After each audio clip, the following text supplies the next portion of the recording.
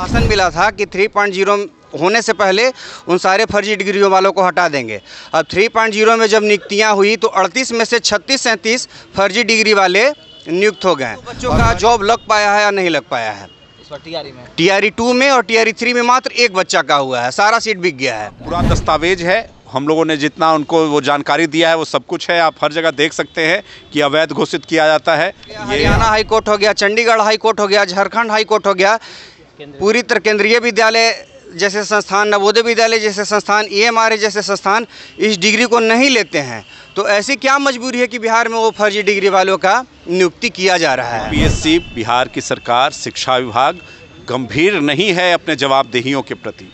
BPSC TRE 2.0 में फर्जी degree से बहाली है वो कराया गया है, ऐसा एलिगेशन लगाना है आर्ट कॉलेज के द्वारा। और ऐसे में आज आर्ट कॉलेज के द्वारा जो हल्ला बोल है वो किया गया है और सबूत लेकर भी बैठे हुए हैं। हम बात करेंगे कि जो आप टीआरई 2.0 पर एलिगेशन लगा रहे हैं कि फर्जी डिग्री से बहाल किया गया है, क्या कुछ मामला है? देखिए, टीआरई 2.0 में जो ललित कला की नियुक्तियां आई थी तो हम लोग ने एग्ज़ाम दिया था। तो हम लोग पूरी मेहनत से गए थे, 5 साल हम लोग पढ़ते हैं। तो उसके बाद 282 में से 222 सीट जो से ज़्यादा सीट जो है ना फर्जी डिग्री वाले उसमें घुस गए थे। हम लोग आवेदन के ज़रिए सब जगह आवेदन दिए, बीपीएससी में दिए, एजुकेशन डिपार्टमेंट में दिए, जहाँ जहाँ हम लोग को देना था, जहाँ जहाँ दे के वहाँ से हम लोग रिसीविंग ले लिए। अब मामला ये है कि वहाँ से हम लोग का ये मिला था, आश्वासन मिला था कि 3.0 होने से पहले उन सारे फर्जी डिग्रियों वालों को हटा देंगे। अब 3.0 में जब नियुक्तियां हुई तो 38 में से 36-37 फर्जी डिग्री वाले नियुक्त हो गए। और फर्जी डिग्री वाले ऐसे फर्जी डिग्री वाले हैं कि जिसको पटना हाई कोर्ट ने पूरी तरह से अमान्य घोषित किया है। और पटना हाई कोर्ट हो गया, हरियाणा हाई कोर्ट हो गया, चंडीगढ़ हाई कोर्ट हो गया, झारखंड हाई कोर्ट हो गया, पूरी तरह केंद्रीय विद्यालय जैसे संस्थान, नवोदय विद्यालय जैसे संस्थान, ईएमआरए जैसे संस्थान इस डिग्री को नहीं लेते हैं। तो ऐसी क्या मजबूरी है कि बिहार में वो फर्जी डिग्री वालों का नियुक्ति किया जा रहा है? कौन सा जो फर्जी डिग्री है यूनिवर्सिटी का है? प्राचीन कला केंद्र चंडीगढ़ और प्रयाग संगीत समिति इलाहाबाद, ये सब जो फर्जी डिग्री। हाँ, हम लोग बहाल किया था। हम लोग पटना हाई कोर्ट में केस किए थे तो पटना हाई कोर्ट ने उच्च माध्यमिक और बीपीएससी से जवाब मांगा था। तो उच्च माध्यमिक और बीपीएससी ने एफिडेविट के साथ जवाब दिया है कि प्रयाग संगीत समिति इलाहाबाद और प्राचीन कला केंद्र चंडीगढ़ जैसे संस्थान पूरी तरह से अमान्य है और इस फर्जी डिग्री को ना हम कभी लेते हैं ना इन फ्यूचर कभी लेंगे।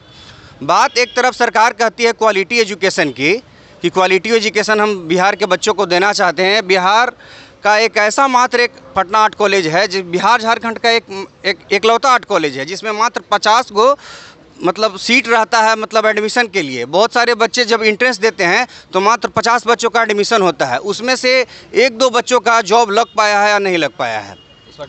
टीआरई 2 में और टीआरई 3 में मात्र एक बच्चा का हुआ है, सारा सीट बिक गया है। तो ऐसा क्यों किया जा रहा है बीपीएससी के द्वारा कि जो फर्जी डिग्री है उनका बहाल किया जा रहा है, जो ज्वाइन हुए? देखिए, आप तो देख रहे हैं कि किस तरह से पीटी की परीक्षा, राज्य की राजधानी पटना में क्वेश्चन लीक हो जाता है, पूरा का पूरा परीक्षा केंद्र में बवाल होता है। एक क्या घटना होती है, लगातार विद्यार्थी आंदोलन कर रहे हैं, उसका वो प्रमाण है कि क्यों ऐसा हो रहा है।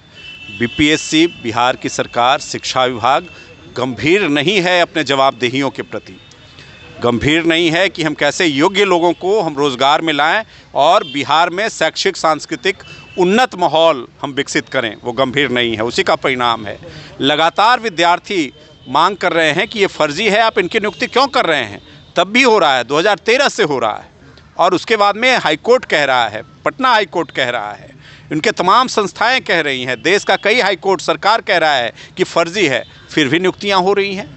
तो यह तो या तो उनका अंधापन है या जानबूझ करके पैसे के आधार पर लोगों की नौकरियां वो ले रहे हैं, बैकडोर से नौकरियां ली जा रही हैं, यह साफ प्रमाण है उसका। तो ऐसे हाल को अब विद्यार्थी बर्दाश्त नहीं करेगा, नौजवान बर्दाश्त नहीं करेगा, समाज का तबका बर्दाश्त नहीं करेगा कि हम बिहार की जनता को, बिहार के बच्चों के लिए, बिहार के भविष्य के लिए अयोग्य लोगों को हम को शिक्षक के रूप में हम बहाल करें और उसको हम महसूस करें। ऐसा बहाल नहीं करेंगे, ऐसा महसूस नहीं करेंगे। इसके खिलाफ में ये लड़ाई आगे बढ़ेगी और वही लड़ाई को परिचय देने के लिए, बताने के लिए आज हम लोगों ने यह संवाददाता सम्मेलन रखा है। लेकिन जिस तरह से वो बीपीएससी आयोग के द्वारा सबूत मांगा जाता है, तो आपके पास सारा सबूत है कि वो पूरा दस्तावेज है, हम लोगों ने जितना उनको वो जानकारी दिया है वो सब कुछ है। आप हर जगह देख सकते हैं कि अवैध घोषित किया जाता है।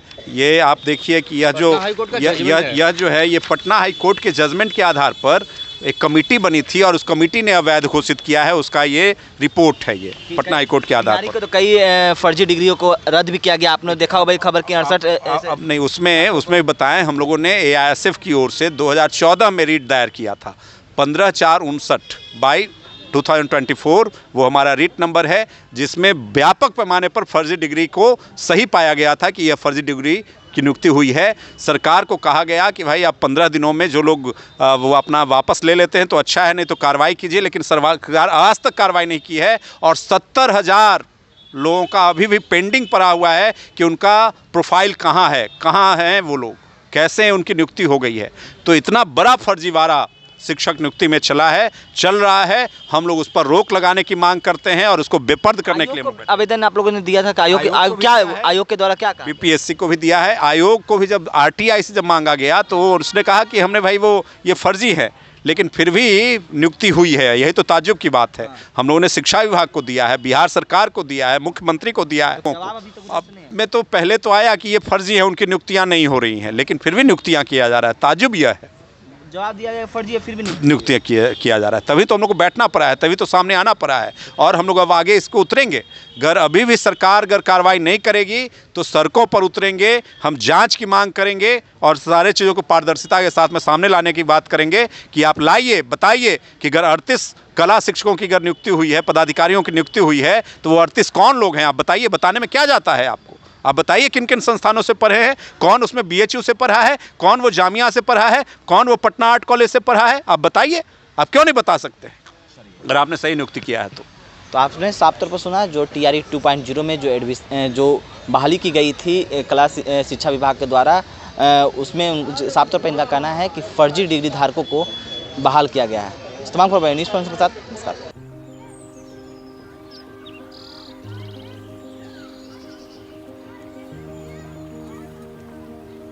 एक बात बतावा, तू हमेशा बड़े बाजार से होकर घर काहे जात बार?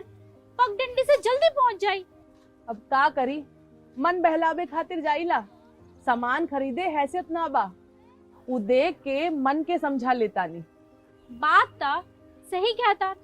कभी कभी सोचे तानी पैसा रही ता राहुल खातिर टिफिन, ओकरा पापा खातिर जूता और गुड़िया खातिर रंग सब ले लेही। अब फिक्र मत कर। सुनल माई बहन मान योजना के बारे में का हो? तेजस्वी जी वादा कइले बारन कि अब की बार नई सरकार बनते ही हमके हर महीने 2500 रुपए मिली। अब दिन बदल जाई। अरे वाह, मतलब सच में दिन बदल जाई।